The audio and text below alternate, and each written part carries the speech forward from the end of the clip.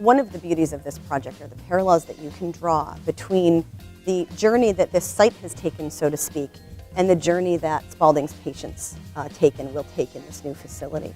This site started out dilapidated and hurt and not really at its best use. And through tremendous dedication of a lot of people, this site has now been rehabilitated. And if you sort of think about what the patients at Spalding go through, where they're trying to overcome challenges and they're trying to meet recovery milestones in their process, and ultimately they are rehabilitating themselves.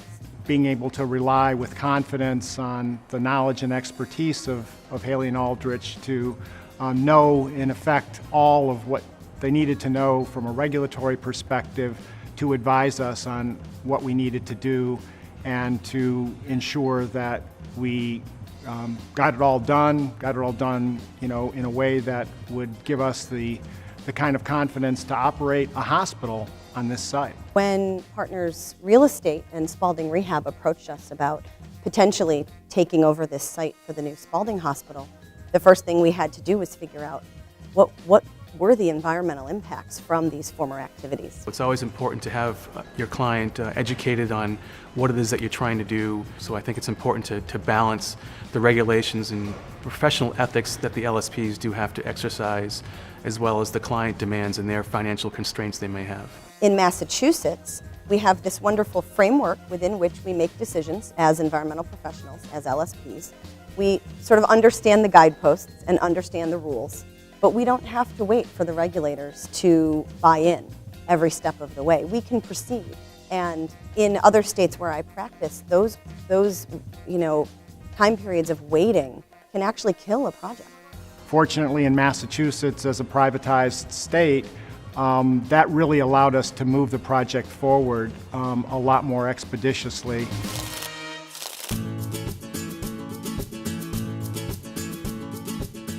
The site is relatively quiet right now. I can hear a seagull in the background. Doesn't look like anything exciting happened here.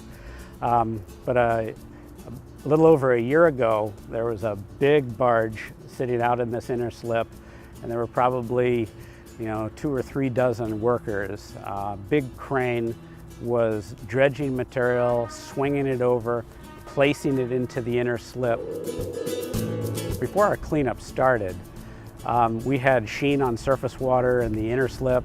It extended into the outer slip, and we had to capture that with adsorbent booms and that sort of thing. We were keeping an eye. We'd collected samples and sediment and some of the biota at the bottom, clams and fish, to observe the conditions there. Our goal was to create a reusable property, obviously. Cleaning up this slip was one of the first steps that we needed to complete in order to make this former industrial property available for redevelopment. The solidified material is perfectly suitable for constructing a building on, having a parking lot. People can walk across it without fear of exposure to those contaminants. So yes, one of the primary purposes of that cleanup was to make this property available for redevelopment and productive reuse. At GEI, we have constructed housing developments on contaminated properties. We've built parks on contaminated properties, built bridges and worked on tunneling projects. About any type of project that you can imagine can now be constructed on contaminated properties. The LSP program really encourages a high level of dialogue and participation by the most skilled people for these types of projects. The LSP program in Massachusetts is a mature program. I think this is a great example of how the LSP program can allow a really complicated site go from design to permitting to regulatory closure in a very short period of time.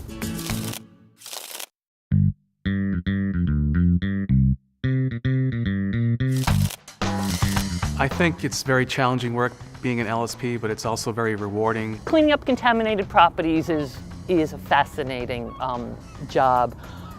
We work on all sorts of different projects. I think as an LSP, you're always trying to solve that puzzle and that mystery of how the contamination got there and where it ended up. So I think that's the challenging part. It makes it fun. No site, 2 sites are the same. We have a big set of regulations that we need to comply with. That's part of our charge. But we can also use a lot of creativity and also be advocating for our clients while we're complying with the regulations. The LSP Association, or the LSPA, is the professional society for licensed site professionals and other environmental professionals who are charged with cleaning up hazardous waste sites in Massachusetts. LSPs are licensed by the state, and they are highly regulated in terms of their professional background, their experience, and they work very closely with a set of regulations called the Massachusetts Contingency Plan. The most important thing is to lay the framework of what the ultimate goal is for the project, first of all. To where do you want to be with this project? And that will help define what it is that you might want to do, because there are different strategies to go through the MCP and different levels of cleanup. Being an LSP has been a very interesting and challenging career. Not only have I been able to clean up contaminated properties and feel like I've helped do something good in the world, but I've also worked on a wide variety of different types of cleanups with many different types of challenges. The other part that's most, I find satisfying is when the project's completed, the client is very happy with the work, and there's either a building or some other type of redevelopment where you can drive by the particular project and note that you had something to do with that project and solve some of the problems and issues that it did have.